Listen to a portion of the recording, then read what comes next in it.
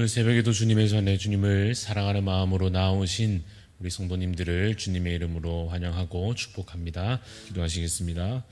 사랑과 은혜가 풍성하신 우리 하나님 아버지, 오늘 이 아침도 주님 앞에 겸손히 나아갑니다. 주님, 우리 앞길을 주께서 말씀으로 비추어 주시옵소서. 기도 가운데 선하신 주의 뜻을 듣고 분별하여 참으로 하나님 인도하시는 길로 주님조차 순종하며 나아가는 복된 삶이 주여 되게 하여 주시옵소서. 이 시간 교회를 위해서 기도하오니 하나님 앞두고 있는 우리 직분자 선출과 또 새생명 축제와 여러 하반기 사역들 주님의 뜻 가운데 선하게 이루어져 가게 하여 주시고, 하나님의 뜻이 이루어짐으로 참으로 하나님 주님 사랑하시는 우리 대한교회가 참으로 주께 영광 돌리는, 참으로 복음으로 앞장서 쓰임받는 참으로 귀한 교회로 하나님 앞에 설 수 있도록 주여 은혜를 더하여 주시옵소서.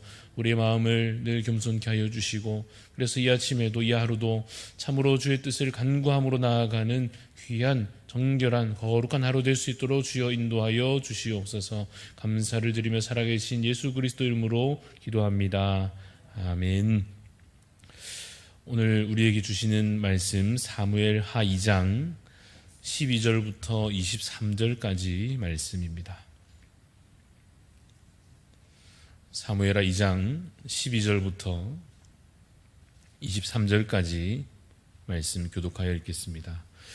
넬의 아들 아브넬과 사울의 아들 이스보셋의 신복들은 마하나임에서 나와 기브온에 이르고, 스루야의 아들 요압과 다윗의 신복들도 나와 기브온 못가에서 그들을 만나 함께 앉으니 이는 못 이쪽이요 그는 못 저쪽이라. 아브넬이 요압에게 이르되 원하건대 청년들에게 일어나서 우리 앞에서 겨루게 하자. 요압이 이르되 일어나게 하자 하매 그들이 일어나 그 수대로 나아가니 베냐민과 사울의 아들 이스보셋의 편에 12명이요 다윗의 신복 중에 12명이라. 각기 상대방의 머리를 잡고 칼로 상대방의 옆구리를 찌르매 일제히 쓰러진지라. 그러므로 그곳을 헬갓 핫수림이라 일컬었으며 기브온에 있더라. 그날에 싸움이 심히 맹렬하더니 아브넬과 이스라엘 사람들이 다윗의 신복들 앞에서 패하니라. 그곳에 스루야의 세 아들 요압과 아비새와 아사엘이 있었는데 아사엘의 발은 들로루 같이 빠르더라. 아사엘이 아브넬을 쫓아 달려가되 좌우로 치우치지 않고 아브넬의 뒤를 쫓으니 아브넬이 뒤를 돌아보며 이르되 아사엘아 너냐? 대답하되 나로라. 아브넬이 그에게 이르되 너는 왼쪽으로나 오른쪽으로나 가서 청년 하나를 붙잡아 그의 군복을 빼앗으라 하되 아사엘이 그렇게 하기를 원하지 아니하고 그의 뒤를 쫓으매 아브넬이 다시 아사엘에게 이르되 너는 나 쫓기를 그치라. 내가 너를 쳐서 땅에 엎드러지게 할 까닭이 무엇이냐? 그렇게 하면 내가 어떻게 내 형 요압을 대면하겠느냐 하되 그가 물러가기를 거절하매 아브넬이 창 뒤끝으로 그의 배를 찌르니 창이 그의 등을 꿰뚫고 나간지라. 곧 그곳에 엎드러져 죽음에 아사엘이 엎드러져 죽은 곳에 이르는 자마다 머물러 섰더라. 아멘. 오늘 말씀의 제목은 천국의 원리로 살아갑시다 입니다. 천국의 원리로 살아갑시다 라는 제목으로 잠시 말씀의 은혜를 나누고자 합니다. 간략하게 사무엘하 1장부터의 내용을 다시 한 번 더 요약해 보려고 합니다. 사울이 죽었고 다윗이 이제 새로운 왕으로 등장하고 있는 과정 중에 있습니다. 그러나 아직 이스라엘 전체의 왕은 아니고 유다 지파에 한정된 왕으로 세움받은 장면이 앞서 나와 있었습니다. 그러는 한편 이 사울이 분명 죽었습니다마는 이 사울과 함께 했던 자들은 여전히 또 이스라엘에서 권력을 분명 쥐고 있었습니다. 대표적인 인물이 누구였는가 하면 아브넬이었습니다. 아브넬은 군대를 이끄는 정치적인 실세였습니다. 아브넬이 이 사울의 아들 중 이스보셋을 그래서 왕으로 추대해서 세우는 장면도 앞서 나와 있습니다.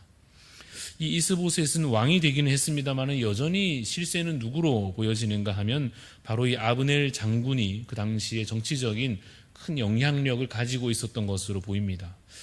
그런데 여러분, 다윗에게도 함께하는 장군이 또한 있습니다. 누구입니까? 바로 요압이라고 하는 장군이 이 다윗 편에도 또 군대의 어떤 실권을 가지고 있기도 하였습니다. 여러분, 이렇게 사무엘 하를 함께 읽어갈 때 이러한 이름들이 조금 생소하게 느껴지는 분들이 분명 계실 것입니다. 난 사울은 알겠고 또 다윗도 알겠는데 이스보셋, 아브넬은 누군지, 요압은 또 누구인지, 이스보셋은 누군지, 또 오늘 본문에는 읽어보니 아사헬도 나오고 또 아비새도 나오고 복잡하다, 잘 모르겠다 하시는 분들도 분명 계실 것입니다.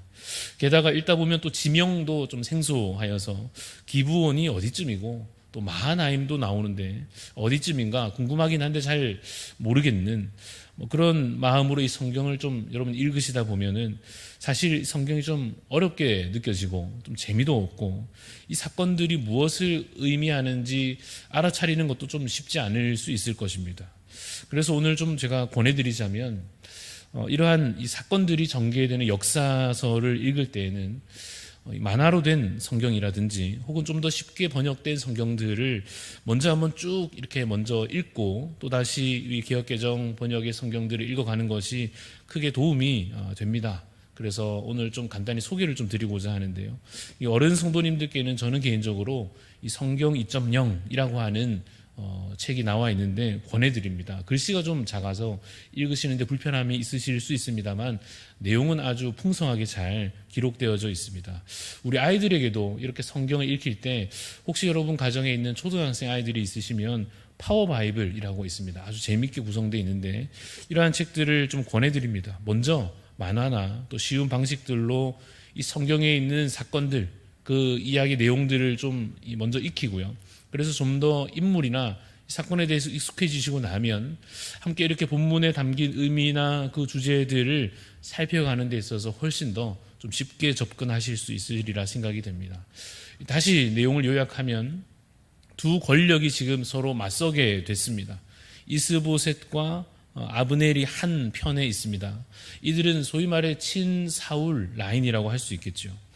또 한편 다윗과 그 아래 요압이 함께 또 한 세력을 이제 형성하고 있습니다. 이들은 어찌 보면 이스라엘 이 흐름 가운데에서는 신진 세력이라 할 수도 있을 것입니다. 그런데 우리가 어쩌면 기대하기를 하나님께서 이 다윗을 왕으로 삼기로 이미 저 옛날부터 작정하셨으니까 이미 이전부터 사무엘을 통하여서 다윗에게 기름 부어 주셨으니까 그러면 순탄하게 어떤 그런 어려움 없이 주님의 뜻대로 순적하게 형통하게 왕의 자리에까지 딱 서면 좋지 않습니까? 그렇게 되는 것이 주님의 뜻이 아니겠습니까? 그런데 결과적으로 이 사무엘 상에서부터 이 사무엘 하까지 지금 흘러오는 분위기는 어떠냐 하면 전혀 순탄치가 않습니다. 다윗이 이 사울 밑에서 인정받기 시작할 때부터 오히려 고난이 시작됐습니다. 이 사울 왕의 질투로 인해서 다윗이 사실 죽을 고비를 여러 번 넘겨야 했지 않습니까?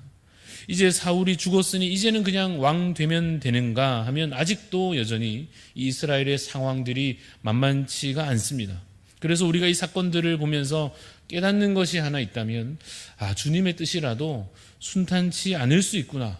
그 성취되어져 가는 과정을 그 한 과정들을 살펴보면 그것이 그냥 쉽게만 이루어지는 것은 아닐 수도 있구나 하는 것입니다. 다윗이 왕이 될 것은 분명 정한 바였습니다. 그러나 이 다윗의 입장에서나 그 함께하는 자들의 입장에서 인내가 필요했고 많은 수고와 희생이 필요했습니다. 우리도 그럴 것입니다. 예를 들어 한 명 전도하는 것, 그 사람도 이제 구원받는 것, 분명히 하나님의 뜻일 것 같은데 한 생명 구원하는 것 분명히 주님의 약속하신 바인 것 같은데 그렇다 할지라도 하나님께서 이미 택한 자라 할지라도 혹시 하나님께서 이미 그를 구원하시기로 예정하셨다 할지라도 그 과정은 순탄치 않을 수 있을 것입니다. 많은 수고와 인내가 필요할 수 있습니다. 그래도 우리가 낙심치 말 것은 그럴 수 있기 때문에 그렇습니다. 힘겨운 과정을 하나님께서 때로 우리에게 겪게 하실 수도 있습니다. 그러니 우리가 그 과정 가운데 쉽게 포기하거나 믿음을 잃어버리지는 말아야 할 것입니다. 여러분, 가나안 땅 가는 것도 마찬가지였지 않습니까? 분명히 약속의 땅인데 하나님께서 주시기로 분명 약속하여 주셨는데 이 가는 과정이 보통 힘든 것이 아니었습니다. 광야를 지나야 했고 전쟁을 해야 했고 이 도착해서도 얼마나 많은 싸움을 싸워야 했습니까? 하나님의 뜻이 이루어지기까지 수많은 장애물이 혹시 그 앞에 있을지라도 정말로 주님의 뜻이면 이루실 것이니 믿음으로 인내하는 자 되시기를 간절히 소원합니다. 그런데 사실 여러분 이러한 힘든 과정들이 생기는 그 이유들을 또 구체적으로 살펴보면 많은 경우에 그렇고 오늘 이 본문에서도 좀 그런 것 같습니다. 이 왜 그러한 힘든 과정들이 그 사이에 계속 일어나는가 보면 이 인간의 욕심과 시기와 다툼으로 인한 것이 사실은 많이 있는 것 같습니다. 이 본문의 말씀도 오늘 보면 이제 기브온에서 이 아브넬과 요압이 맞붙게 됐습니다. 그런데 이러한 이 전쟁의 상황 가운데에서 이 젊은이들이 앞세워졌고 그들이 서로 칼로 찔러 죽이고 죽는 그러한 비극이 일어납니다. 17절을 보면 그날의 싸움이 맹렬했다 이렇게 기록하고 있습니다. 18절에서 23절까지의 내용은 무슨 내용인가 하면 그래서 이제 전쟁이 이제 어느 정도 정리되는가 싶은데 이 아사헬이라고 하는 사람이 다윗에게 속한 자인데요. 이 사람이 이제 자기 열심으로 상대편 아브넬을 또 열심히 뒤쫓아갑니다. 그러다가 결국 어떻게 됩니까? 아브넬이 자신을 뒤쫓아오는 아사헬을 창으로 찔러 죽이는 또한 그러한 비극이 이어집니다. 여러분 지금 이것이 어디에서 누가 벌이고 있는 상황인지를 다시 잘 생각해 볼 것입니다. 왜냐하면 이것이 지금 약속의 땅, 가나안 땅에서 이루어지고 있는 일 아닙니까? 하나님께서 허락하여 주신 그 예전의 조상 때로부터 이 땅에서 이제 평화를 누리라고 정착하여 하나님의 나라를 온전히 이루어 가라고 주신 그 땅에서 이루어지고 있고 심지어 이방인과 다투고 있는 것도 아니고요. 같은 이스라엘 백성들끼리 서로에게 칼을 겨누고 상대방의 목숨을 빼앗는 그런 비참한 일이 벌어지고 있는 와중에 있습니다. 여러분 왜 이런 일이 일어나고 있느냐? 왜 그런가 하면 권력에 대한 욕망이 살인으로 이어지고 있는 것입니다. 사울 왕이 그 전부터 시작했던 일입니다. 사울 왕을 생각해 보면요. 이 왕으로 세움을 받았다면 겸손히 잘 섬기면 될 일이고 혹시 아랫사람 가운데 누가 능력이 탁월하면 지혜롭게 잘 협력하면 되지 않습니까? 그런데 사울 왕이 어떻게 했는가 하면 시기와 질투로 그저 자신의 이 권력을 빼앗기지 않으려는 마음으로 생명을 해하려 했습니다. 자신이 하나님께 범죄하여서 버림받게 되었다면 뒤늦게라도 어떻게 하면 되겠습니까? 하나님의 뜻을 깨달아 철저히 회개하고 돌아오면 될 일이요. 혹 그렇지 못하더라도 다윗을 또 축복하며 세워주면 될 일인데 뭔가 하나님의 뜻을 따라서 하나님의 뜻이 무엇인지 분별하여 행하여야 할 것인데 사울은 그저 자신의 마음 가는 대로 행하였습니다. 그러다가 결국 악한 영에 사로잡혀서 사단이 이끄는 대로 그가 휩쓸려 가고 말았습니다. 그러한 이 불필요한 악행과 그로 인한 불필요한 희생들이 이 사울이 죽었지만 그 후대에도 지금 계속 이어지고 있는 것입니다. 여러분 사실은 싸울 일이 아니지 않습니까? 하나님의 선하신 뜻을 구하고 그 뜻이 무엇인지 이 이스라엘 나라를 향한 하나님의 그 비전이 무엇인지 겸손히 그 답을 찾고 그래서 나보다 남을 낮게 여기고 사랑과 선행으로 함께 하기를 힘쓰고 그래서 하나님께서 정하여 부르신 대로 각각 자기 사명을 다하면 되는 것입니다. 그러면 각자에게 주신 그 능력들과 은사가 얼마나 귀하고 아름답게 쓰이겠습니까? 여러분 아브넬도 대단한 나름의 능력자이고요. 요압도 대단한 장군입니다. 그럼 그 가진 힘을 서로 잘 합쳐서 함께 이스라엘 나라를 세워가는 일에 아름답게 충성할 수 있지 않겠습니까? 서로를 해하라고 주신 힘이 아니지 않습니까? 물론 서로 억울하다 할 것입니다. 그들 입장에서 생각하면 아브넬은 뭐라 하겠습니까? 아니 저쪽에서 우리에게 붙어야지요. 우리가 정통이고 우리가 사울의 후예인데 이럴 것입니다. 그러면 또 요압은 그럴 것입니다. 아니지요. 저들이 우리 밑에 들어와야죠. 우리 쪽에 다윗이 있는데 다윗이야말로 하나님이 택하신 왕인데 말입니다. 그렇게 들어보면 또 맞는 말 같기도 하겠지만 계속 그렇게 서로 물러서지 않으면 한치 양보 없이 계속 서로 버티어 서면 어떻게 됩니까? 결국 서로 죽고 죽이고 피를 봐야 할 것입니다. 여러분, 그것이 하나님의 뜻입니까? 아닙니다. 여러분, 그것이 하나님의 나라입니까? 그렇지 않습니다. 여러분, 그렇게 서로 피를 보는 것이 천국의 모습이겠습니까? 결코 그렇지 않습니다. 여러분, 그럼 하나님의 나라는 어떤 것입니까? 하나님 나라는 나를 죽여서 남을 살리는 것입니다. 나를 낮추어서 남을 높이는 것입니다. 나의 희생으로 새 생명이 탄생하는 것이 하나님의 나라의 원리입니다. 천국은 거기에서 시작되는 것입니다. 악을 제거하는 것은, 이 땅 가운데서 악을 제거한다고 하는 것은 권력이나 군사력이나 어떤 경제력이나 어떤 인간적인 능력으로 되는 것이 아닙니다. 여러분, 기독교 역사 가운데 악을 제거한답시고 악을 처단한답시고 칼과 창을 들어서 무분별하게 악행을 마구 저질러서 수많은 생명을 희생시켰던 부끄러운 역사들이 있습니다. 그러나 여러분, 악을 제거하는 것은 칼과 창이 아닙니다. 악을 제거하는 것은 십자가의 능력이요 사랑과 희생입니다. 여러분, 우리는 자신에게 속아서는 안 됩니다. 내가 마치 정의의 사도가 되어서 이 모든 악을 처단하고 모든 문제를 바로잡고 이 땅의 질서를 되찾아서 다시 평화의 시대가 되게 하리라. 그래서 칼을 뽑아들고 다른 사람들에게 겨누어서 위협하고 굴복시키고, 그래서 힘으로 세상이 나아질 것이라고, 그러면 문제가 해결될 거라고, 그것이 유일한 방법이라 생각하는 자신의 어리석은 생각에 결코 스스로 속아서는 안 됩니다. 다른 방법이 있습니다. 우리 주님께서 십자가에서 보여주신 희생과 사랑, 바로 그 모범입니다. 여러분, 우리의 죄가 그렇게 해결되었고 우리의 악행이 그렇게 해결된 것입니다. 베드로가 예수님을 지키겠다고 나서서 예수님 잡으러 온 자들에게 베드로가 칼을 휘둘렀을 때 예수님께서 그 베드로에게 뭐라고 하셨습니까? 내 칼을 도로 칼집에 꽂으라. 칼을 가지는 자는 다 칼로 망하느니라 하셨습니다.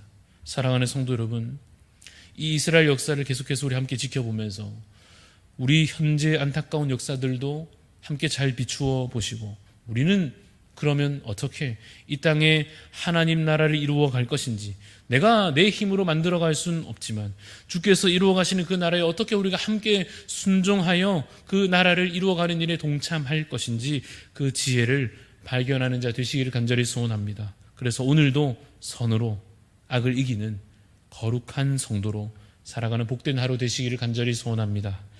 기도하시겠습니다. 하나님 아버지, 우리의 마음을 겸손케 하여 주시고 하나님의 선하신 뜻이 무엇인지 분별케 하여 주옵소서.